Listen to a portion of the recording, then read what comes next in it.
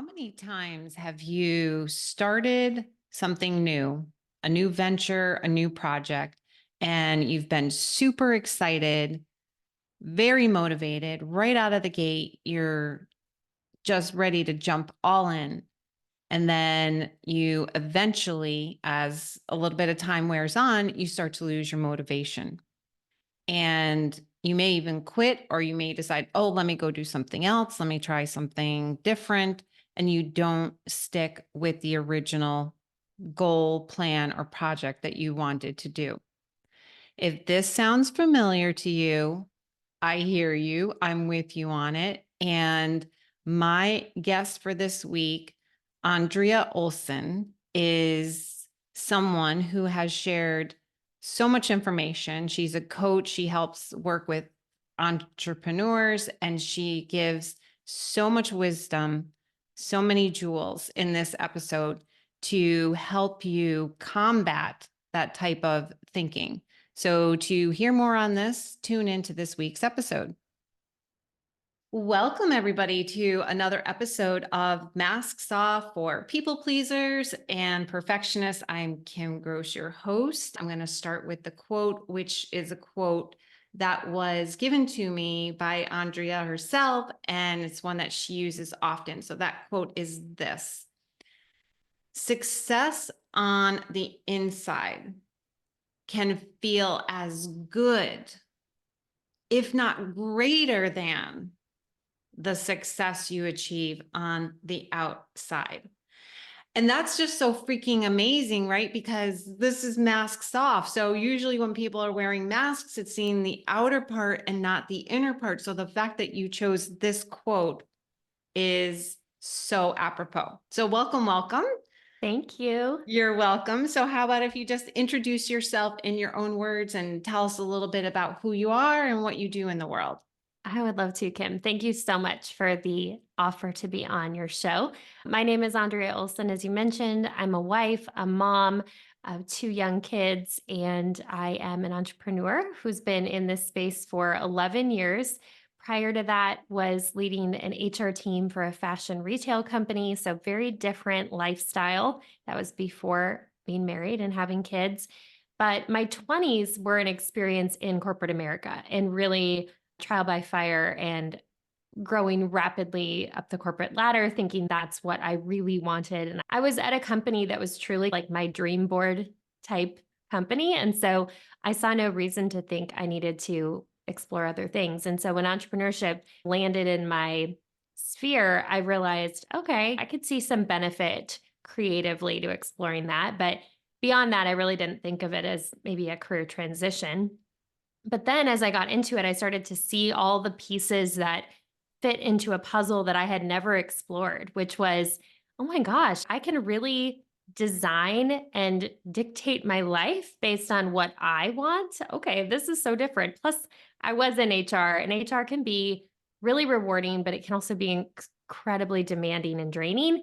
And I had an epiphany moment a few years into doing my business on the side and working this very demanding full-time job. And the epiphany was I didn't want my boss's job. And my boss's job was my next role, and she wanted the next role. So it was like, okay, if I don't want this progression and I'm on this track, as much as I'm a high achiever and could muscle through and probably make it happen, I had to pause long enough to decide if I wanted it to happen.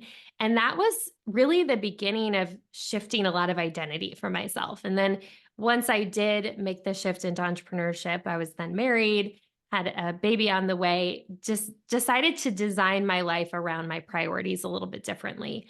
And it was a little bit of a risk. Of course, there's always some healthy risk involved with stepping off the more traditional path, but I learned so much about myself in the process, and I continue to 11 years later. But now I also get the opportunity to coach and mentor female entrepreneurs who are on that same path, whether they have a six-figure business, seven-figure business, or they're just at a place where they're wanting to expand and reimagine what life looks like on their terms. And that could mean that there's some shuffling going on or some reprioritization. And we take a look at all that. So that's the work that I do. I have a podcast as well that kind of centers around that as a theme. So that's the work I do in this world. Okay, so I want to pause there for a moment and back up to something you said, which you said that you realized, and I'm paraphrasing, that you needed to do something and pivot and you had to get off the traditional path. And I want to talk about that for a moment in terms of what you felt, what you were going through, that you even thought that there was another way. Because I will say, and I share this story in my book that's coming out in the fall, which is that when I was 30, I had my son, and I gave up my teaching career blindly because that's what was expected of me from my husband. We talked about, you want to stay home with the kids. I don't want the kids to go to daycare, blah, blah, blah, blah, blah, blah. And so without really thinking about what I wanted, and that's the key of what you said, you were really pausing and, do I even want to really do what my boss is doing and move up? I didn't even think, I just did it blindly. And I think a lot of people that struggle with this people pleasing mask tend to just go along and follow the herd and do what is expected. So what was it like for you? What was different for you that you said, not doing that, and going down a different path?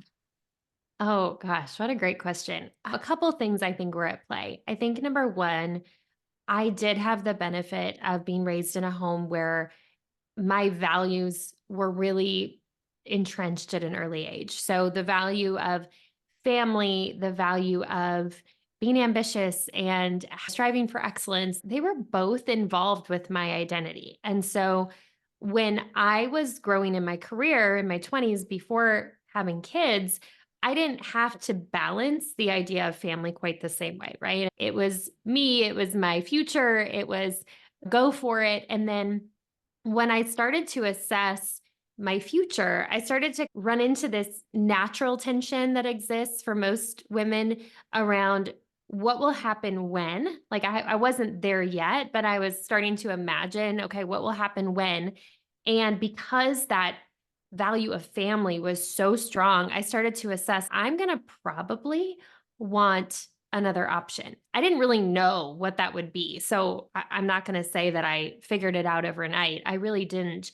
But I started to think, okay, if I know this about myself and I know this about myself, for me, staying at home was going to have to include something else. It was going to have to include an extension of this other side of me, which was this creative entrepreneurship and figuring out a way to harness a lot of the work I'd done up to that point in my life in a new and different way, but totally outside the realm of corporate. That was what I knew for sure. So then figuring out what that could look like and what that could be, that was a whole nother adventure. And I feel like that is a whole adventure in and of itself to figure out what you can do to make that Yeah. happen. But the first step for sure was running into what are my values and what do I know to be true? And I don't diminish in any way. Like being a stay-at-home mom is the most selfless work and ultimate sacrifice. And I was fortunate enough to be raised in a home where my mom did stay at home with us. And so I got to see that experience firsthand. And I knew I wanted to be present. I also just knew there were these two sides. I wanted the family and I wanted something that allowed me to still use that ambition in me. And Yeah. so that was the journey. And it's unfolding. And I talk about this a lot and I know we'll talk about that, but it's never done. You're never done thinking, "Oh, I'm here forever and this is just going to always be the way it is." I think you run into a tension if you believe that too. So that's been the journey up to this point. I love that. And so I'm going to ask another question to piggyback on that, which is that a lot of times, again, stay at home moms or people pleasers can generally, and I'm not trying to stereotype, but generally, and I know this was the case for me, lose ourselves in the role of mom, in For the sure. role of wife, and not even consider having something that we can still do that is an extension of who we are as an individual. So for you, it sounded like it was not even a question. It was just a no-brainer that was going to be a part of your life. And you were intentional about creating that life. And that's the other thing that I heard you say early on and picked up on. So if we can talk about those two things, you are Yeah. intentional about creating the life that you currently have.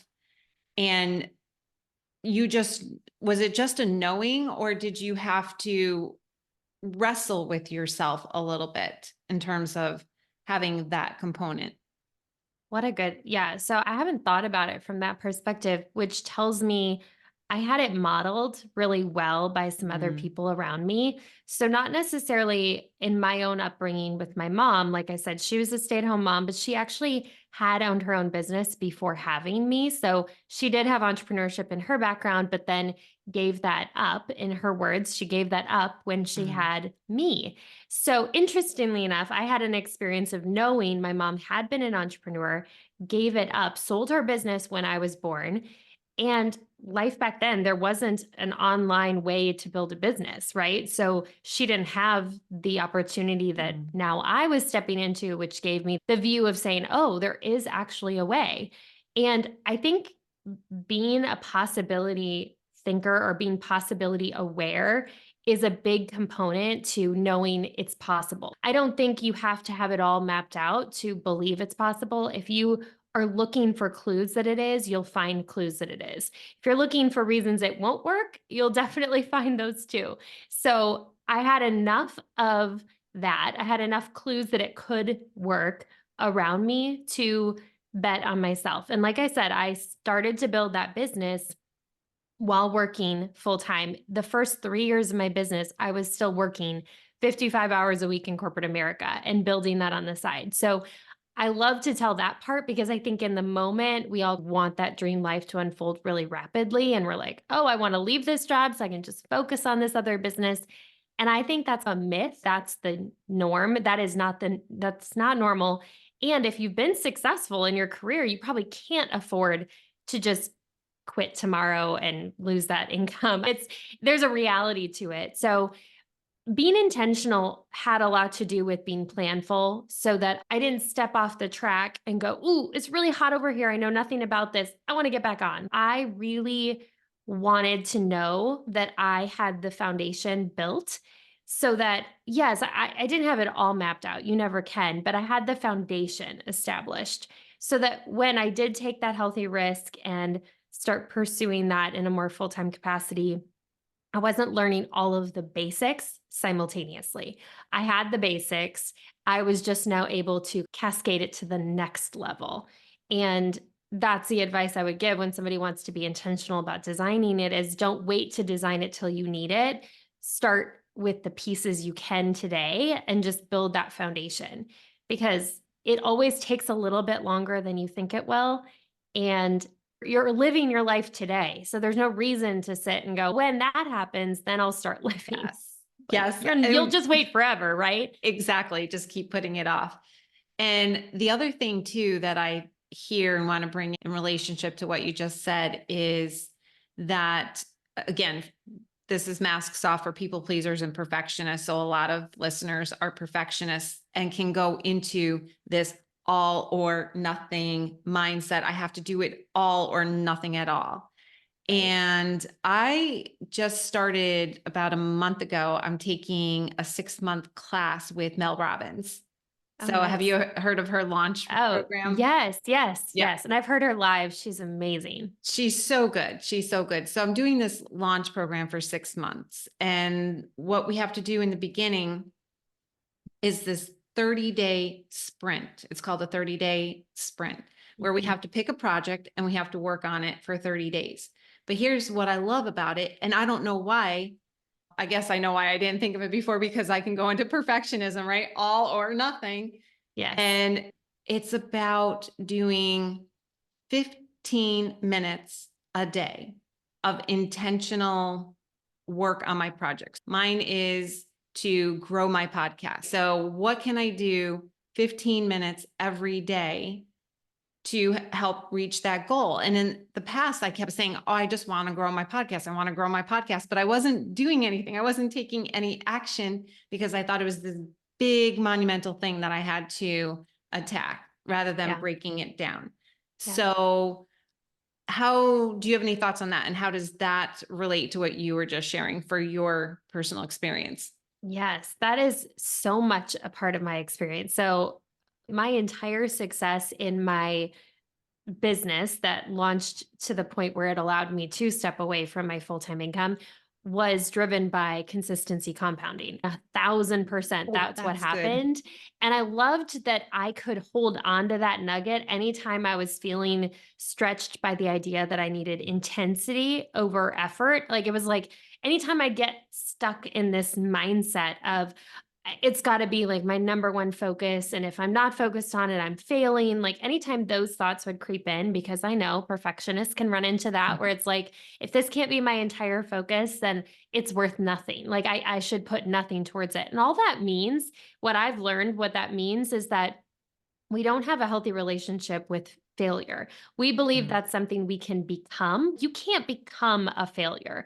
It's just something that will happen on the way towards success. It's just something that you have to pay the price for if you want something bad enough. The reason consistency compounding is such a powerful thing is that if you focus on just the fact that you're doing it and not how well it goes, you're less attached to the moment by moment feedback you might be getting. If you're working on building your podcast, today you're doing this, tomorrow you're reaching out to people that you want to have on your show, the next day you're, I don't know, researching topics and enhancing your SEO, all that in the moment of the day to day, it might not feel like you're moving the needle. Because if you attach your emotion to that, it doesn't feel like high momentum. But No. when you build 30 days back to back of doing at least 15 minutes of that kind of activity, you're going to have a very different next 3 months than you would have if you just dabbled in it or thought about it.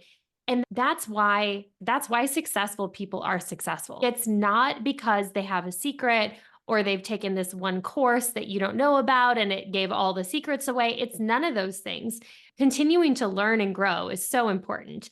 But most of the time, what we're resisting is the thing that we need the most, which is just sticking to our plan and following through on what we know works. And it's not this constant reinvention. I think that's something I notice with my clients a lot is that there is a pattern of almost getting so used to this constant reinvention, like almost addicted to it, where it feels like there's something happening when we do that. But ultimately, it's micro quitting. You're just quitting before you see it through. And that can be truly just avoidance of failure, like not wanting to confront the fact that like sticking with something is going to feel like a failure until you have a breakthrough. And so, yeah, I very much experienced that. And I think that's a great plan. I think the 30 days of consistent effort towards a specific goal is really good. And also noticing, I would even spend 5 minutes journaling. How did it feel to push through the thing that I've been avoiding for 6 months? That only took me 20 minutes to do. And Yeah. I've been putting this off for how long? Because you start to recognize then, and you can skip it next time. You can skip that pattern if you become aware of it, which is really cool. I love that. And she uses the term doing the reps. She's just do the reps, right? Comparing Mhm. it to going to the gym. And it's so true. Like I go to the gym all the time and I just keep doing the reps. And then over time I see a difference. So I'm stronger. So doing the reps totally makes sense. But remind me again, what did you call it? You, Oh, like consistency compounding? yes, Yes. that is so cool. And then the other thing that you said is I have never heard this term before, but I totally see it in myself or have seen it in myself, which is micro quitting. Yes, I've said this about myself often in the more so in the past, is that I would be so fast out of the gate, like a horse, like so fast. Oh, I'm Mhm. excited. I'm motivated. I'm like just so fast. And then if I didn't get the results Yep. that I was wanting and ASAP, no learning curve. I needed to get it all figured out right away. Right. When I didn't get that, and then the motivation started to Yep. dwindle little by little until I was okay, now on to the next thing. I was Yes. microquitting. Oh my God, I love that. It's like death by a thousand paper cuts, but that's what happens. So when you start to live in that space repeatedly, you don't notice yourself doing it. Yes. You think it's just normal to be like, "Oh, and now my intuition is telling me to go here and I'm feeling it in my gut. I need to go over here." And it's not bad. Like we are supposed to pay attention to those things. So none Yeah. of those things on their own are bad. But what often I'll say to a client if they're expressing that is I'll say, "Hey, that might be true, but let's explore the possibility that something else might be true first." Only so that you are really honest with yourself about the possibility of it could be this other thing, which I don't want to name it for them because I want them to really have that honest moment to be able to Yeah. answer the question themselves. But when people answer it honestly, a lot of times they have it in their history early on. Like, I'll give you an example. There's this one client of mine, she's incredible, super high achiever, but she had this realization that she has been micro quitting her whole life. And the only reason it hadn't occurred to her yet is because she takes really fast action. So, enough of her fast action has gotten her to high achievement that she hasn't noticed, which some would argue that means she's been successful. And I would say she has on paper. But the reason that she wasn't feeling successful is because she doesn't have a history of seeing things through to completion. And that eventually does start to weigh on you because you're always in this state of being out of breath. Like you can't actually Mhm. enjoy the work that you are so quick to start. And so it's recognizing what is it? It could be your nervous system kicking in. What is it in your mind and in your body and even just in your thoughts that is creeping in to tell you it's time to move on? Like listening to that a little bit more and actually noticing what is it really telling you? Maybe it's telling you that you need more partnership, you need more people coming in to help, and therefore you could lighten the load and you could actually start to enjoy this work that you've generated, this business you've created, instead of feeling almost like scarcity. If I don't keep moving on to the next, there won't be something else. So that for sure, when you're talking about like when I said death of a thousand paper cuts, micro quitting, that is a real thing, even with the highest of high achievers. So don't think you need to be some sort of haven't achieved anything person to have experienced that. It's very common. She was even noticing it. Like she said, I've always gone from one type of fitness class to the next, thinking it's the next thing. And I never stick with something longer than 6 months. And I just thought, wow, what an interesting example of her noticing it's been a pattern in other places too. But then you talked about like the launching, like getting really good at that quick stuff. And then as soon as motivation dips, that's really where the more of what matters movement came from too, is recognizing that motivation will dip. And it's essential to know that it will, especially when you're a high achiever, people pleaser, perfectionist, because if you aren't prepared for that moment of feeling it, you'll think it's something wrong with the situation, the business, you, your relationships, something external. And really, it's just normal. And to be able to say, okay, that's a normal part of business, but it's launching a rocket ship and not putting enough fuel in the tank. You have to be planning on the fact that you're going to have these dips. So instead of it, it's so exciting to launch something new. There's so much fun that comes from it. But it's also important to fortify some of the things behind the scenes that make it enjoyable for you. So, knowing what is going to matter to you ultimately in that endeavor that's going to keep you going, like with your podcast, actually being able to name why you want to grow your podcast and what's behind that. Why is it actually meaningful and important to you? Is so imperative because then when the motivation does start to dip or you're having an off day or off week, you're not second guessing the goal. You're just saying, this is reality and this is normal and it's okay. I'm going to start again tomorrow. And you just don't give yourself the out too quickly when you're feeling that instead of just Yeah. planning on knowing you will and having a plan for when you do.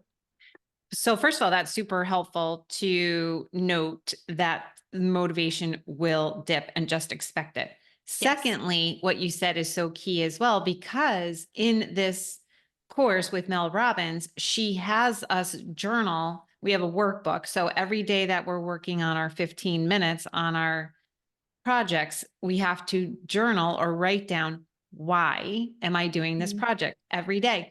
And some days it's I'm on the surface, and then some days I go a little deeper, but it is the why that keeps us going. So that was one thing. The other thing that you were talking about before with your client is, what I heard was success versus fulfillment. Like, Yes. she knew how to achieve success, but she didn't have fulfillment. And that goes back to the quote that you, going full circle, success on the inside can feel as good. And I would argue it does feel better Yes. than Yes. success that is achieved on the outside, for the very reasons that you outlined. Because when it's success out there, it is like the rabbit chasing the carrot. Okay, got that. What's next? Yeah. And I used to live like that for a long time when I was in my 20s and my 30s. And I never felt fulfilled. And we talked about this for a moment before recording about seasons and rhythms. Do you want to speak on that a little bit? Yeah. And something just to include in what you described is that it can and it does often feel greater than the success on the outside, but that doesn't mean to say we should dampen our ambition. Like No, I'm very clear on that because I serve a very ambitious community of women. So I'm working with female entrepreneurs. They have to be ambitious. Most are mothers as well. So to have a business and be in the throes of motherhood and family and all the things, like it takes a certain level of gumption to go, I'm going to do all this. So for sure that's true. And I think the reason that the seasons come up so frequently is that if you're not noticing what's happening around you and what's needed in your life outside of whatever goal or priority you're working towards, you will miss a natural way of pairing the two together. And I'll give you an example.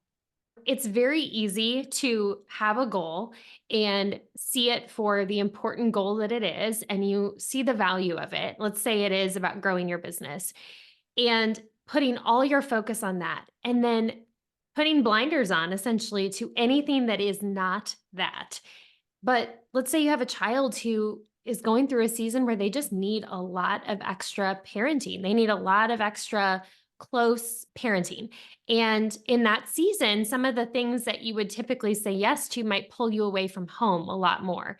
It's a question more of, okay, in this season, are you the primary? Are you the one that needs to do this? Is that something that, is there any other support that might be equal to the support you could lend?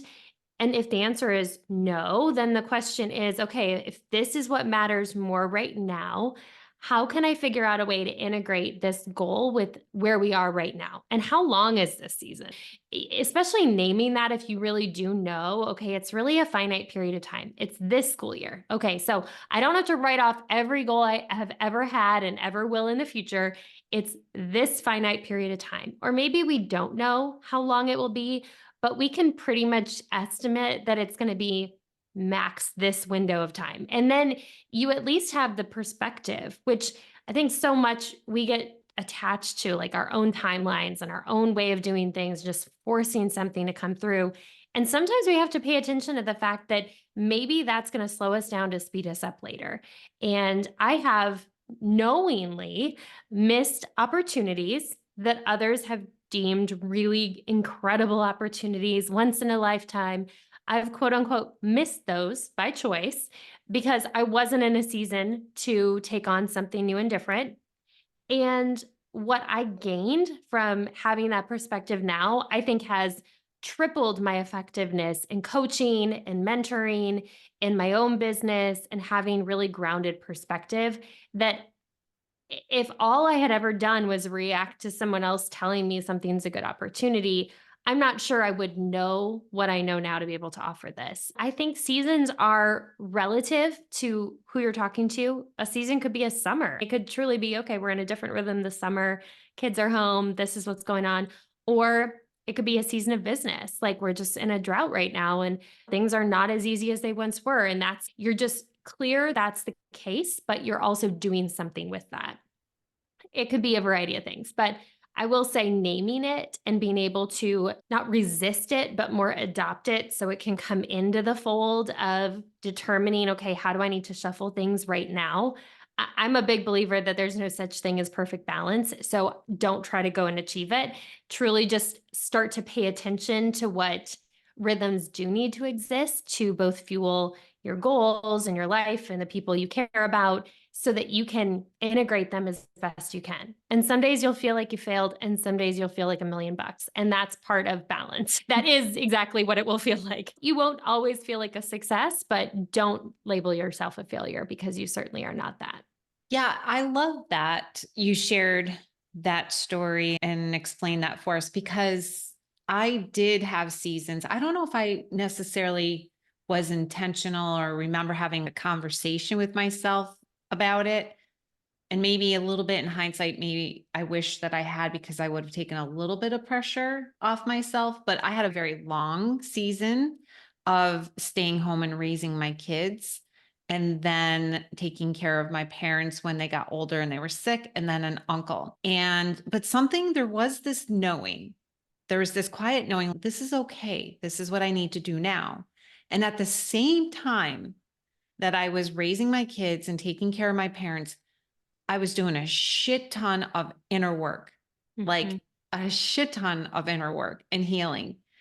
And I will say, caveat, I was blessed and fortunate that my husband does really well at his job in his business, that I could afford to stay home and I could afford to take care of myself in the way that I did. But now that my kids are grown, they're 24 and they're 21, my parents have passed, my uncles passed. And I just knew like those things just had to happen. And now here I am, right? Now I am launching. I've been doing my podcast for 4 years, but like really launching in terms of I'm writing a book, I'm doing my podcast, I'm getting going with all of my business. But I needed to have all other things take place in order to have the content for this podcast, to have the content for my book, Right. to be able to have the growth. So I really love that you shared that. And what I love about it is the framework that you're giving us. And I think it helps to know that is natural to have that framework. Mm. So thank you for sharing that. You're welcome. And so, as we round out the conversation, was there anything else that you wanted to share about more of what matters movement? I think we've touched upon it throughout this whole conversation, but is there something specific that you want to share about that movement? Yeah, the last thing I would say, and really what you said spurred this to the forefront. So, someone listening to your show, I think it would be worthwhile to note, especially for a people pleaser, this notion of who says. Because when you are telling yourself the story of, I've put all my goals and my dreams on the back burner for 20 years. And now you're opening up that treasure chest again and you're dusting it off and you're saying, okay, this dream is no longer my dream. So I'm going to pick a new one. I'm going to work on this one. And this is going to come to fruition because of all of the experiences I did gain during those 20 years. The question you have to ask yourself when you start to feel like, gosh, it's so far down the road. I can't believe I didn't accomplish it by this point. Is this even going to work? Should I still do this? The question I would always ask someone to ask themselves is, who says those things? Who says that I can't pursue this at the age that I'm at and the season of life that I'm in? And I think Mel is a great example. You brought up Mel Robbins. I'm like, constantly so impressed by the way she lives this out because obviously, you know her story. She didn't come into the full view picture until like her 50s. I don't know, maybe late 40s, but I think she's a great example of she's making a mark on this world because of every experience that led up to this point in her life.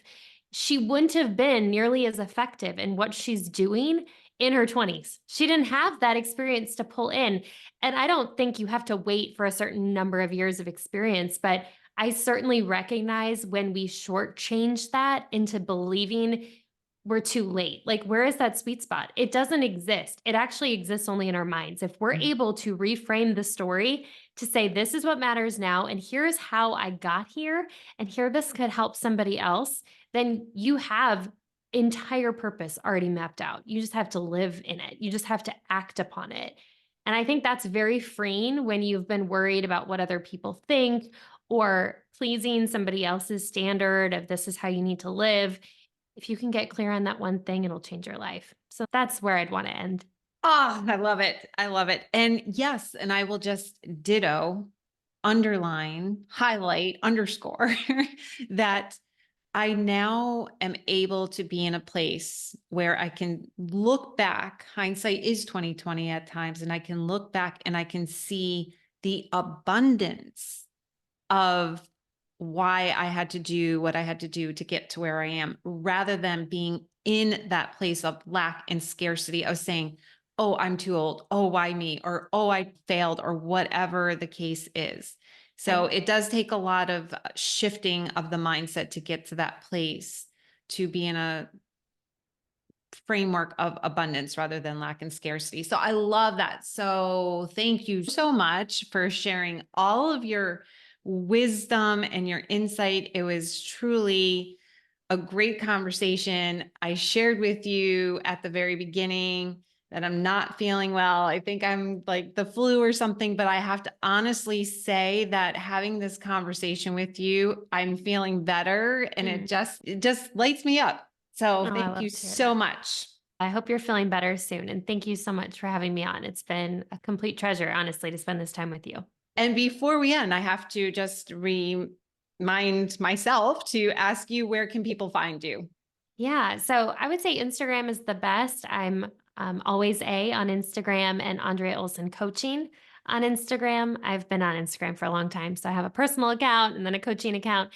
And then the podcast is More of What Matters. Awesome. And I'm going to have the opportunity of being on yours very soon as well. Yes, I'm excited for that too. Me too. So thank you everybody for tuning in to another episode of Masks Off, or People Pleasers and Perfectionists. And I really do hope that you enjoyed this conversation. There were so many jewels, so much wisdom, so much insight. And if you found value in what you heard today, please follow on Andrea. It's Andrea okay. There's Olson. a million ways to say it and it's all Yes. spelled the same. Yes. And also, if you have questions, leave us a comment or ask the question. We would love to hear from you. Until next week, everybody.